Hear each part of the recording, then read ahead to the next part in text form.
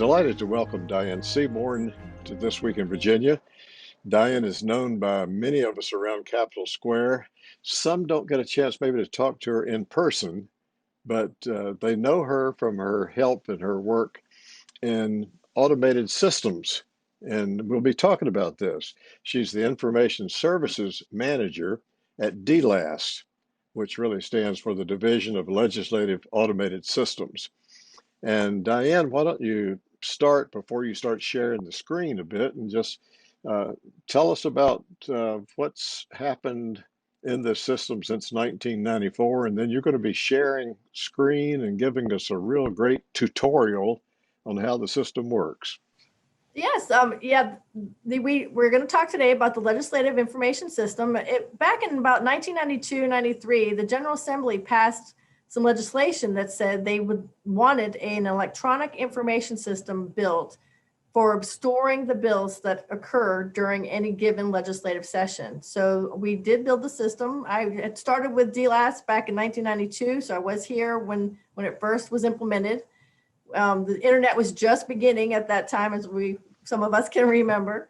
Right. And so it went online back in 1994. And so it's been moving, it's been there in place since then and storing the bills, and it's just full of information. And so I'm pleased today to give you a little bit of an overview of all the information that's on it. Okay, well, with your ability to share the screen, you take us on through, and I may interrupt you with some questions along the way, but I think you usually have a training session, and you'll talk about that. So this is really an abbreviated one. Exactly. And, yes. And after this, some people might say, "Well, I want to get the full amount," so they can sign up. But so start us off with your screen sharing and tell us how it works. Okay, I sure will. Thanks. Okay, so you can see my screen. So what we have, what we have here is the home page for the Legislative Information System.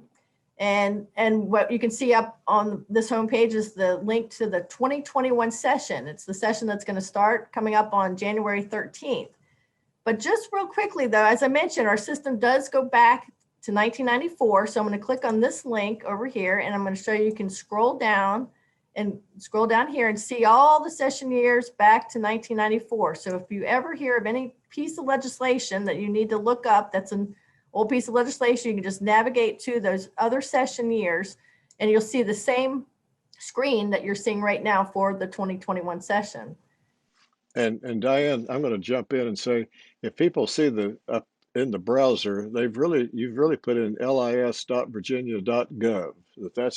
That's the address that starts this whole process off. Absolutely, great point, David. Thanks. And so yes, lis.virginia.gov will bring you to this homepage. And so the 2021 session is the second year in the 2-year session cycle in Virginia. We run a 2-year sessions. And so in the even year, we start off with House Bill 1 and Senate Bill 1, and that session runs for 60 days. And so the 2020 session was last year, and then so this year we pick up where we left off. It's called the short session year, and this runs 46 days. And so it will convene on January 13th. And so you might, if you're new to using the system, you might think, well, how do you get started? How do you go in and look at what's been introduced? So one link you might look to is the Bills and Resolutions link. So I'll click that link. And we have all kinds of lists of legislation on this site. You can go to all legislation. You can click on bills by member, by committee. But I find a lot of people tell me that the by day listing is a nice listing to go to, because you can get a snapshot of every single day that legislation is introduced. You can see on the screen that we began pre-filing bills back on July 20th. In this odd session year, they begin pre-filing or introducing bills early in July. But here on July 22nd, for example, you can see that was the first new House bill that was introduced for this session. Again, we're picking up where we left off from last year. So the first new House bill number is House Bill 1735. But I'm just going to hit my back browser button, and so these other days, other pieces of legislation were introduced. Now in the General Assembly session, we have bills House bills and Senate bills. We have resolutions that get introduced, commending, memorializing people, or designating certain days, special days on calendars and different things like that. But one other date I want to mention is that on November 9th, the first Senate bill was introduced. So Senate Bill 1097 is the first new Senate bill for this upcoming session. So that's just an overview of how to, yes. And so you can see too, if you want to track legislation, a lot of measures have not been introduced yet for this upcoming session. So it's a great time to jump in right now and watch and see what bills are being introduced. And so you might also want to track these bills. And so one tool we have in the system to do that is this tool right here, Lobbyist in a Box. So you'll click this link to Lobbyist in a Box. And go ahead and stop me too, David, if you have any questions as I'm moving through this.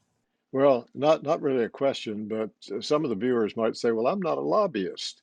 But I like the name that was given to that. That's a lobbyist in a box. I don't know how you came up with that creative name, but that's really for anyone and everyone who wants to track bills. Absolutely. That's a great point, because a lot of people, you see that word lobbyist and you think, well, that's not for everyone. Well, that is not the case. This system is for everyone. It's for insiders or even, just new users, the general public, to go in and use it to track legislation. So yeah, I'm not really sure where we came up with that name. It has been around as long as it's existed, but it just means it's a bill tracking tool in a box, or lobbyist in a box. So to get started with this, we have this link to it. It says, take a look at our Lobbyist in a Box guide. That's where you want to click to get started with this system. So you click the guide. And so you can see here on the screen, we have two types of services for this tracking. We have a fee-based service. Now, right here, you can see that it's $400 for state agencies and $600 for other subscribers who want to subscribe to the system. You don't have to. We do have a free service, but just real quickly, I want to overview the subscription. With the subscription for that fee, you can create profiles. You create a profile and store bills in those profiles. And you can create 100 of these profiles and store 300 bills in each profile. So that's for folks who are doing a lot of bill tracking. If you want to subscribe and get the full impact, of the system, we do have that subscription service. But I know a lot of folks might not be familiar with the legislative process. They just kind of want to dive in and get used to how to use it. And that's why we have the free service. So that's described right here. So now you do have to register for it, though. You have to have a user ID to log into the system and store bills and track them. But the beauty of the system too is you can track them and you'll get email notifications from the system when bills change. So to do the free registration, you just click on the free registration link. You click create a user ID and a password, fill in the fields, and of course, most importantly, put in your email address and click register. And then you're set. You'd get an email from the system, you'd click the link, and then you could open up back to the legislative information system and you'd be ready to go. So I'm going to demonstrate real simply how to just jump in, log in, and start tracking bills. So you click on Lobbyist in a Box right here and click log in and hit continue. And you can see right here, I have a profile on my system, and but if that's my first profile on the system, but if you want to create your brand new profile, you click right here on bill tracking and email notification. And it's empty right now of bills. It says my profile. It's your first profile that you're going to create and store bills in. And to select bills, you can select bills offered by a certain patron. You can select bills that are referred to certain committees, or you can select bills that contain a phrase or a keyword. But just to demonstrate quickly, I'm going to show you right now that if you just have a bill or a couple bill numbers that you want to track, all you have to do with this box is type in the bill numbers. So I showed you House Bill 1735 and Senate Bill 1097. that were the first, oops, I have to click on the box to type that in. So I'll type in House Bill 1735 and Senate Bill 1097. And then I'll hit add. And now these two bills have been now added to my profile. So that's the first step you need to take to start tracking those bills. So the next phase of tracking is that you want to be notified by email when those bills have status changes. So right here where it says notify me when my bills, you enable the status change option. And that is a good option to select because that means any status change that occurs to either of those two bills, you'll receive an email from when the bill is reported out of committee, or if it's left in committee, or if it's placed on an agenda in the House or on a docket in the Senate, you'll be notified about any different activity that occurs on those bills. So that's the one I just wanted to describe for you. I recommend that's the one you start off with. But to be notified, of course, you want to be sure to put in your email address on the system. So you enter your email and select update, and then you're set to go for email notifications about these two bills. But another option or another nice feature about this product is that you can be notified about all other bills that are being introduced into the system. Up here on the top where it says notify me when any bills are. So let's say, for example, I mentioned you have this free ID where you can store bills. And I think I mentioned that you can only track in this with the free ID just 5 bills though. But you can be notified about unlimited numbers of bills. So for example, if I wanted to be notified about bills that are offered by a certain patron, I can select this patron option, and I will just select Dawn Adams here at the top of the screen and select submit and return. And now you can see that Dawn Adams' name is on the top of the screen. So whenever she introduces a new bill, I will be notified by email when that occurs. Now with that email, there's an option in the email for you to interact with it. So let's say she introduces a bill, you get the email, you see the bill, you read it, you can log into the system right within that email. And if you want to start tracking that bill, you click add bill, and it will add her bill to your profile as the third bill that you're tracking. So you can continue to do that process until when you reach the limit of 5. If you try to add a 6th bill, it would say output limit exceeded. But by the way, when you're getting the information about the bills, if, for example, a bill fails, all you have to do is just select the box beside the bill number and select delete checked items. And then when more bills come in that you want to track, you just go back to this site and add them back in. Now, one other feature I want to show you is that you can be notified when bills are referred to committee. So to do that, you click on the committee link. And if, for example, you were tracking bills that were referred to the House Education Committee, you can select education, select submit and return. And now you can see that you are now being notified whenever Dawn Adams introduces a bill or when any bill is referred to the House Education Committee. And you're also being notified when your bills have any status changes, the bills that you've stored in the profile.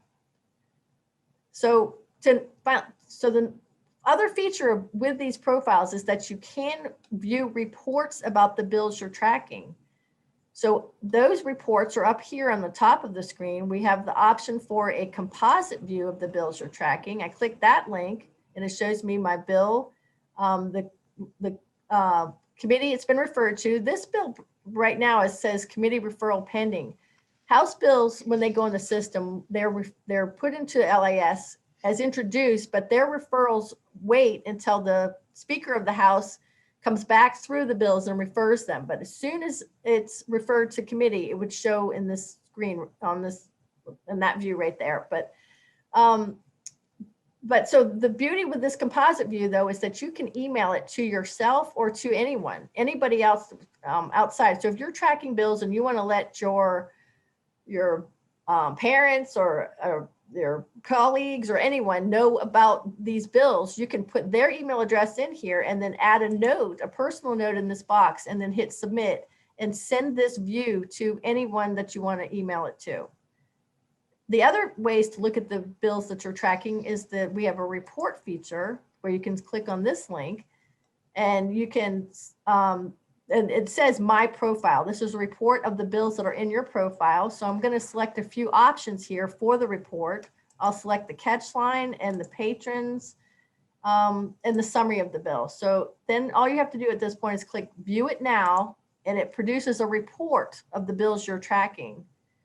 This is nice if you want to do a quick snapshot of some of the features of some of the information that's within a bill, and then you need to print this out and take it to a meeting. It's a quick and easy way to get information about get extended information about the bills you're tracking. And the final way to view the information that you store in your profile is the CSV file or a spreadsheet. So you click this option, and so it comes up, it looks similar to the report screen, but here you're creating a spreadsheet of the bills you're tracking. So I might select the bill number and I'll select failed. Failed meaning yes or no. Did this bill fail, yes or no? So I'll click view it now and I'll open the report. And it gives me a spreadsheet. And so for if you were tracking those 5 bills would be listed here on your spreadsheet. So that's a quick overview of the Lobbyist in a Box tracking tool. I'll just pause for a minute. David, do you have any questions so far? Well, one that came to mind that Diane, that I have never asked you, and you may or may not have an answer, but does the system have any way of knowing approximately how many people each year use that free service? Is it something that you all ever check? Because I would think it would be a very popular service. It really is, David. Thousands of people do. We have probably about 400 to 600 subscribers, but we have thousands of free users, literally. So, and we have lots of folks who will go in and try out the system for a year or two, and then we actually will go back in the system and purge out old unused free IDs after a couple of years of non-use. But people have been subscribing for this free service. This feature has been implemented since about 1998. The Lobbyist in a Box hasn't been around as long as the system has been, but it's been just thousands of folks. And so we do like the fact that people do use it, and I'm glad for the opportunity today to get the word out to others that this is available for use. Yes, well, I would encourage people, anyone watching this, to try it out. And I think that once you try it out, you're going to say, "Well, I want to do this, even if I'm only watching one bill. I want to do this." Yes. Absolutely, exactly, just for that one bill. And so, but on the system for LAS and for Lobbyist in a Box, we do offer training for folks. And so, in this year, actually, because of the pandemic, all of our training is virtual. So if you were interested in getting some training on our homepage right here, we have a link to meetings. So I'll click on meetings. And so we have posted these training dates on this meetings page. Now this meetings page is extensive. It covers all of the meetings that are legislative in nature. We have meetings that take place. We have commissions and other agencies, task forces that meet. And so you can look to this meeting page for all that kind of information. And of course, I mentioned the training. So we do have a link here to the Lobbyist in a Box training. That's right here. And then you can click on the registration link and just sign up. And as I mentioned, we're doing these virtually this year. We'll be running them through WebEx.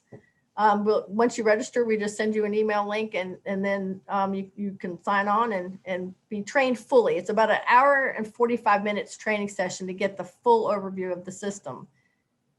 But also on this meetings page, I want to mention too, is that we show committee meetings, and that's what's really important about the legislative process. For example, I'll show you on December 16th, I'm showing you right here, the House Appropriations Committee and the Senate Finance Committee will meet, and soon after they meet, so I'm showing you that's right here, and then right after that, the governor will introduce the state budget for the 2021 session. Now, that's a really important time. The budget, of course, is always is important to all of us. And so that will be posted on the 16th. And we do have a budget portal on our site that I want to show you too, where you can look for that budget information. So now I'm going to navigate up to the top of the screen here. You can navigate through LIS with all these links along the top. So I'll click on LIS Home, and I'm back to the home page. And now I'll show you the budget real quickly, just a brief overview of the budget. So as I mentioned, that LIS goes back to 1994. Well, if you also click on the state budget link, you can click this link and it navigate down, and you can see that we have budget information back to 1996, if you ever needed to navigate back through old budget years. But I'm going to go ahead and click on the 2020 session because that was completed last year. We had a budget introduced. And to see that, I'm going to click on the budget bill link. And we have House Bill 30 was the budget. Now the budget is introduced with a bill number, just like all the other bills that are introduced into the system. But the budget is a complicated process. For anyone who knows even a little bit about it, there's a lot of information that goes on with it. So we have this dedicated portal just to handle budget information. Now, if you go back to LIS proper, you can type in HB 30 and the bill history for that bill comes up. But this portal is where you get the detailed information about the budget. When the budget is introduced on December 16th, you'll see the link on this tab right here to the 2021 budget. You'll open it, and then you'll see the budget bill up, and then you'll see the introduced version at that time on the 16th of December. So you can click the introduced version and see item number. So I'll click introduced, and the budget is laid out by departments. And within those departments, there are item numbers that are laid out in the budget. But I'm going to just navigate back real quickly. Oh, I want to mention too, though, there is a PDF link to the budget too, but the budget is large. If you do click that PDF and want to print it, it will take a lot of paper to get that out. It's big. But there's a lot to see on this site that I can't cover with you today. But one thing I do want to mention is that when the budget is introduced, a really important next part of the budget process is that members introduce amendments to the budget. So right here, if you click on budget amendments, you'll see a link to member request. So the budget will be introduced in December, and then soon after you go to this portal and you'll start seeing member requests come in to the budget that's proposed. So I've clicked this link. And so this just shows House and Senate members requests for amendments. So I'll click show all so you can just see how. Here's Delegate Adams again. She's on the top of the alphabet here, so she gets the spotlight today. And that you can see that these are her amendments to different budget items. So what will happen is the House Appropriations and Senate Finance Committees will review these amendments, and then some in mid-session, they report the bill out of committee with selected amendments. And then just like other bills go to committee and are reported out. But again, there are many, many more amendments that are applied to the budget than are applied to a normal bill. So that's just the general overview of the budget. So I'm going to click back to LIS Home, and I'm going to pause for just a second here and just kind of give you the review of what we've covered. We've talked about the 2021 session that's coming up starting in January. It's going to be 46 days. You can navigate to other sessions if you need to with this link over here. If you want to see bills that are in this 2021 session, you click on the Bills and Resolutions link. And then if you want to track the bills that you track any bills, you click on the Lobbyist in a Box link and log into Lobbyist in a Box and use that as your tracking tool. Then if you want to check when meetings occur, you click on meetings for when the committees are meeting during the session. But the next phase of tracking might be that you want to actually so-called attend committee meetings or attend the House and Senate floor sessions. Well, in our normal session years, you can do that by coming downtown and going to the state capitol and meeting with your delegates and senators and going to meetings and going to floor sessions. But as we all know, that's going to be a little bit different this year for all of us because of the pandemic.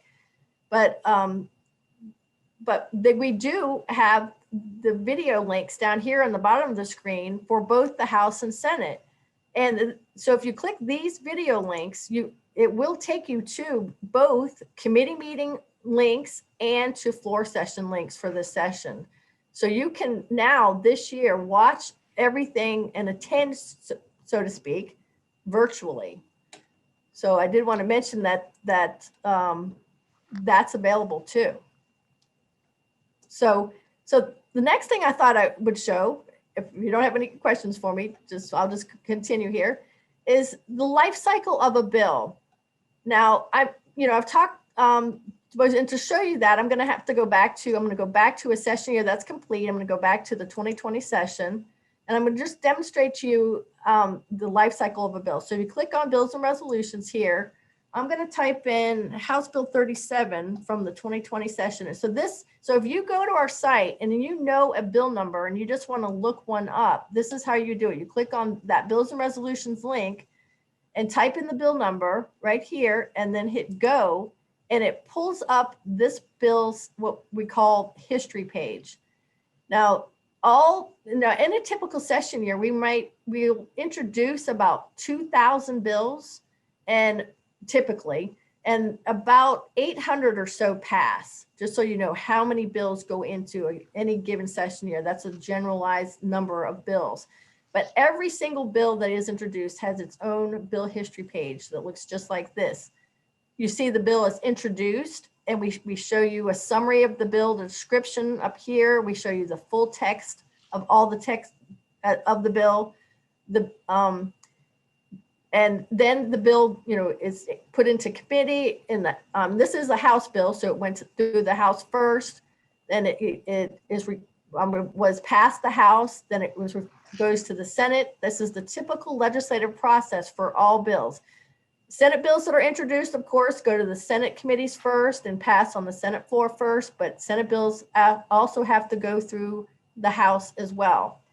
So both types of bills go through both bodies, and then ultimately, if they're approved by the governor and signed, then they become what we call an act of assembly. It's called a chapter in the Acts of Assembly.